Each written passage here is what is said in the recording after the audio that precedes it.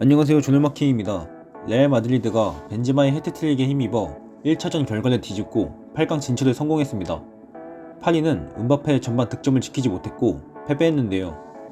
포체티노의 교체와 수비진들의 실수가 패배의 요인이 되면서 16강에서 고배를 마신 파리입니다. 양 팀의 라인업은 1차전과 크게 다르지 않았습니다. 레알은 맨디, 카제미로가 경고 누적으로 나서지 못해 발베르데, 나초가 선발로 출전했습니다. 파리는 1차전에 네이마르가 벤치에서 출발했지만 오늘은 선발로 출전해 애매한 라인이 가동됐는데요. 파리는 스스로 8강행을 걷어찼습니다. 너무 안일했는데요. 1차전과 전술적으로는 크게 다르지 않았습니다. 하지만 1차전과 달리 적극적으로 바뀐 레알의 경기와 수비진들의 안일함이 경기를 패배로 만들었습니다. 전반전에는 레알의 압박을 잘 풀어내는 듯 보였습니다. 메시의 빌드업 가담, 베라티, 파레데스를 중심으로 한 빌드업이 괜찮았었는데요. 하지만 돈다르마의 미스가 악몽의 시작이었습니다. 벤제마가 압박을 하기 위해 달려오고 있음에도 돈다르마는 여유를 부렸고 여유의 대가는 실점이었습니다. 돈다르마의 패스가 비니시우스에게 연결됐고 비니시우스는 벤제마에게 패스를 내주면서 득점으로 연결시켰는데요. 돈다르마의 실수가 결정타였습니다. 첫 번째 실점 이후 파리는 급격하게 흔들리기 시작했고 흐름은 완전히 레알 쪽으로 넘어갔는데요. 마지막 실점은 마르키니스의 실수입니다. 마르키니스의 안일한 볼 처리가 벤제마 쪽으로 흘렀고 바로 슈팅으로 연결시킨 볼이 득점으로 연결되며 해트트릭을 달성했습니다. 마르키니스뿐 아니라 킴펜베도 마찬가지였는데요. 실점에 직접적인 관여는 하지 않았지만 후방에서 불안한 모습을 보였고 빌드업에서도 실수가 많았습니다. 두 팀을 판가름 건 교체입니다. 안첼로티는 후반 57분 크로스와 아센시오를 빼고 호드리그와 카마빈가의 투입으로 경기의 흐름을 뒤집었는데요. 하지만 포체티노의 교체는 팀을 패배로 내몰았습니다. 후반 81분과 88분 디마리아와 드락슬러의 교체는 벤제마가 해트트릭을 기록한 이후이기에 이해가 가는 교체인데요. 하지만 파레데스의 교체는 이해가 가지 않았습니다. 더욱이 전술에도 변화를 주지 않은 채 파레데스의 자리에 개의 투입은 실패입니다. 파레데스가 빠짐으로써 후방 빌드업이 원활하게 되지 않았고 베라티가 있었다지만 혼자는 역부족이었는데요. 레알의 전방 압박에 파리는 빌드업에서 불안한 모습을 보였고 첫 번째 실점 이후 선수들의 멘탈이 흔들리기 시작하면서 17분 만에 벤제마에게 3골을 허용했습니다. 안첼로티는 1차전과 180도 달라진 모습을 보였는데요. 레알은 경기 초반부터 강한 압박을 보였고 압박의 재미를 보였습니다. 레알의 전방 압박은 단순히 파리의 빌드업을 방해하기만 하는 게 아니라 압박을 통해 카제미르의 부지를 지웠는데요. 안첼로티는 카제미르의 자리에 크로스를 기용했는데 크로스는 수비형 미드필더가 아닐 뿐더러 발이 느려 수비 커버가 좋지 않습니다. 하지만 전방 압박은 크로스의 느린 발을 커버했습니다.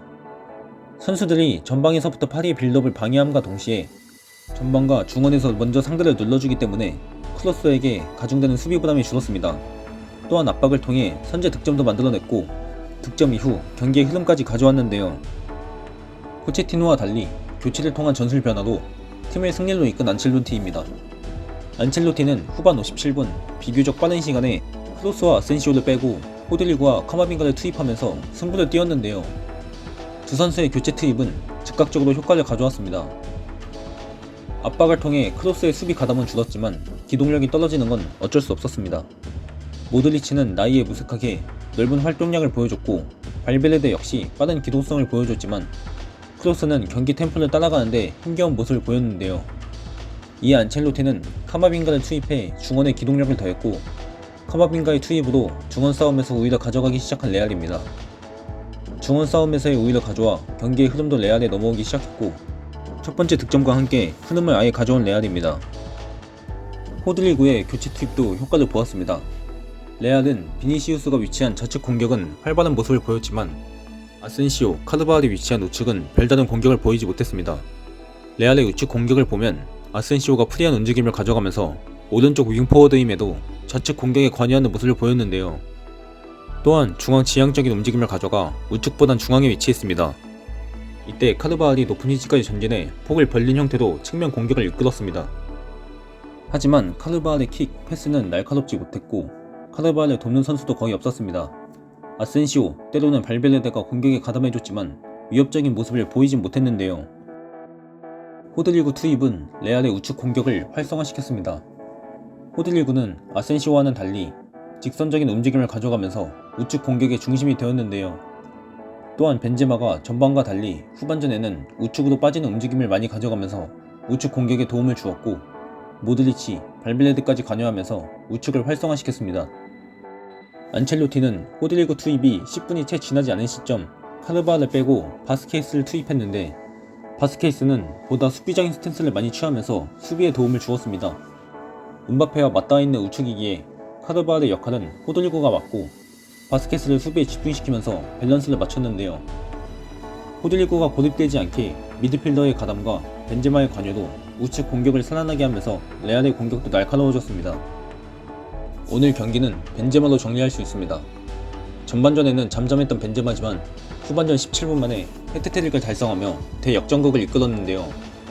첫 번째 득점은 압박을 통해 상대의 실수를 유발했고, 이후 좋은 위치 선정으로 비니시우스의 패스를 깔끔하게 밀어 넣었습니다. 두 번째 득점은 모드리치와 벤제마의 합작품이었는데요. 모드리치의 엄청난 전진 드리블, 스루 패스로 비니시우스에게 연결했습니다. 이후 비니시우스의 볼 처리가 아쉬웠지만 패스를 다시 이어받은 모드리치의 전진 패스, 벤제마의 깔끔한 마무리가 두 번째 득점을 만들었는데요. 세 번째 득점은 곧바로 나왔습니다. 파리의 중앙볼을 끊고 바로 비니시우스에게 연결했고, 마르키뉴스가 끊었으나 이게 벤제마에게 흘렀는데요. 벤제마는 오른발 아웃사이드로 빠르게 처리했고 구석에 꽂히면서 해트트릭을 달성했습니다. 벤제마는 이날 해트트릭 달성으로 챔피언스리그 최고령 해트트릭에 신기록을 세우기도 했습니다. 레알은 홈에서 극적인 승리를 따내며 챔스 8강 진출에 성공했습니다. 노장들의 활약, 벤제마, 모드리치의 활약이 빗발했고 안첼로티의 교체술도 적중하면서 챔스 DNA를 보였는데요. 반면 파리는 수비진들의 실수, 포체티노의 교체 실패가 패배로 이어졌고 결국 8강 진출에 실패하며 고비를 마셨습니다. 레알의 극적인 승리, 오늘 같은 경기들이 챔스의 재미를 더해주는 것 같습니다. 오늘 영상도 봐주셔서 감사합니다.